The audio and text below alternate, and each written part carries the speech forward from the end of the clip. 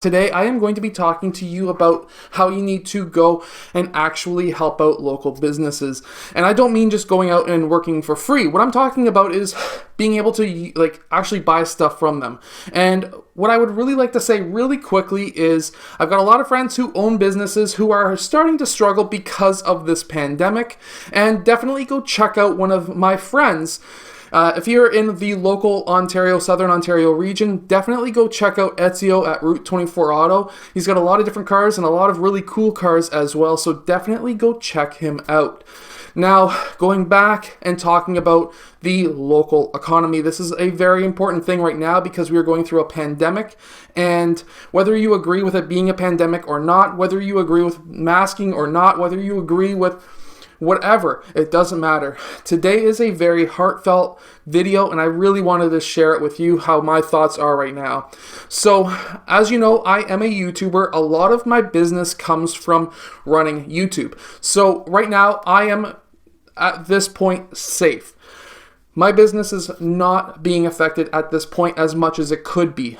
A lot of other of my friends are having a lot of issues, and I really wanted to break down why you should really go and shop local. Okay, so here we have big box and local retailers. And right now, almost every single government in the entire world is now only allowing essential businesses to operate. Now, to be an essential business, what you need to have is food, drug, car repair, construction, and then some other countries or states or provinces may differ and add a few more things to that list. Manufacturing is another one that is very popular as well. Mining up in the Yukon is another one. But right now, what do local businesses have? Let's say, for example, a clothing business locally does not have any of those essential businesses. While a big box retailer has food, it has drugs being like Tylenol, prescription drugs, that kind of a thing. They do have in some Walmarts and Costco's and stuff car repair, but they don't have construction manufacturing. That's totally fine. But big box retailers also have clothing, they have video games, toys, and much more. The list could go on for literally ever. While local businesses have all of this as well, but most of them don't have this, the essential part. And that is hurting a lot of local businesses. Because when we are really looking at it is when a local business basically gets shut down, that's a lot being basically shut down when it comes to the local economy, and that really is what affects you. It doesn't affect the government at all because they are nowhere near where you are. Now, this may sound like it's turning into a rant, which it could be constructed as a rant, but it really isn't. Basically, it's me explaining how the economy works.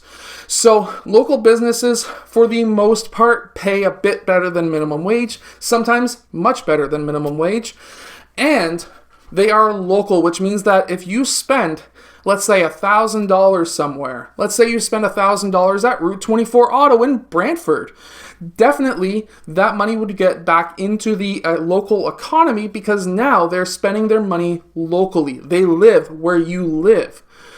Now, when you spend money at, let's say, a Walmart or a Costco, sure, a little bit of that money gets given to the employees who are minimum wage employees, and let's all face it, I used to be way back a minimum wage employee, and we all know that that is not a full-time type income, and that is not a living wage. So when a minimum wage worker gets money, that usually gets put into housing, and that also gets usually put into food and essentials. Meanwhile, if you're helping a local business, that's also getting spent on a lot of other things locally. Other local businesses who are helping out other local employees. Things like that. I hope that this is making sense. And if it doesn't make sense yet, let's say you spend $100 at a big box retailer. I can tell you right now that the margin on that should be somewhere in the 40% because where I used to work, that's kind of what their goal used to be, was 40%. Now, out of that 40%, that means that that's $40 that company makes. Out of that $40, you can assume that around 2% of that goes to employees, whether that be a manager at a high level, a minimum wage employee, or somebody at head office, corporate, whoever. The rest of that $40, so that $32 that is left, now goes to corporate. And what does that mean when it goes to corporate? That doesn't mean that they're paying their corporate employees who don't live locally to your area.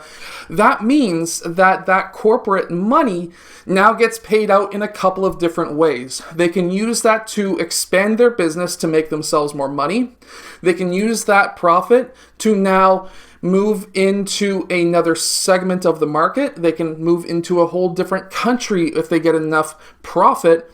But also, what that money is also used for is to buy more product so that they can make more money. And also, they use that profit to pay off dividends to their investors who usually don't live in your area because, let's face it, Walmart, for example, has millions and millions of investors. And I can tell you right now, if you live in a city of, let's say, 1,000 people, there may only be maybe 10 to 100 people who actually invest in Walmart, and that's a really diluted amount of what you spent at that store being now siphoned back into your local economy. Meanwhile, at a local economy store, let's say you spend $100, and let's say just for giggles, they are also profiting, trying to hit a 40% margin. That's usually not the fact. Usually local businesses, I can tell you right now, from my friends who are real estate agents, who run clothing stores, who run all of that stuff, they're usually working on a less than 20% margin.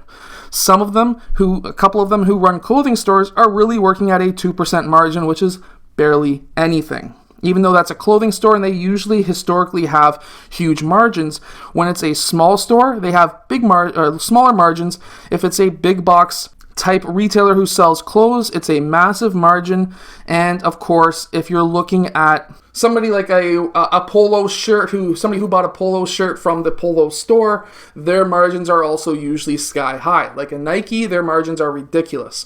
So from there, we can now notice that now a local store is already making less money because they have less buying power than a big store.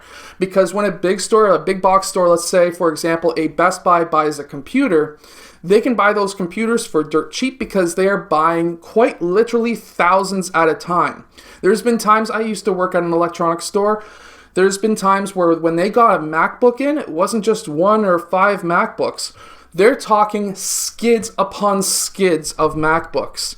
There was a Black Friday sale. We literally got 2.5 skids of MacBook Airs. That equals like hundreds of thousands of dollars worth of Macs. Each skid having close to 250 or more MacBooks on each.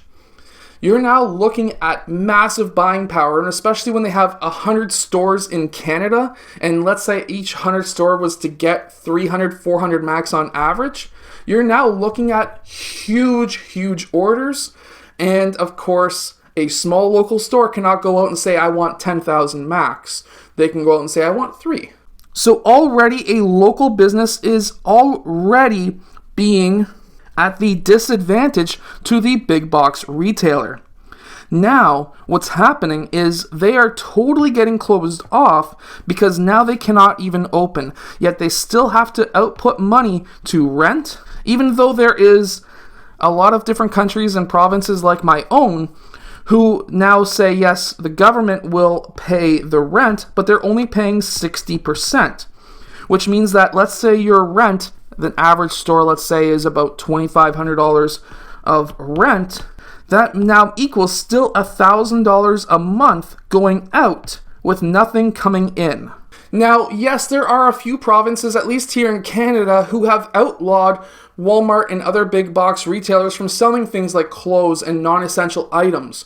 But somehow in Ontario, maybe because of Doug Ford, I don't want to get too political, but maybe because of the government's leadership, they are still allowing Walmart, Costco, and other big box retailers to sell those large items, those family items that are non-essential, while still selling clothes or still selling food and drugs and things like that that are essential. In other provinces, they've basically locked off those corners, blocked them off with whatever, and said you just can't buy that stuff, but you can come here for food and other stuff. Which then begs to differ. Clothes as well are also essential items. If you really think about it, I'm not going to go outside naked, right? So, of course, make sure to go check out anyone who is listed down below, namely Route 24 Auto. Ezio is one of my really good friends. He is fantastic. Make sure to go check him out.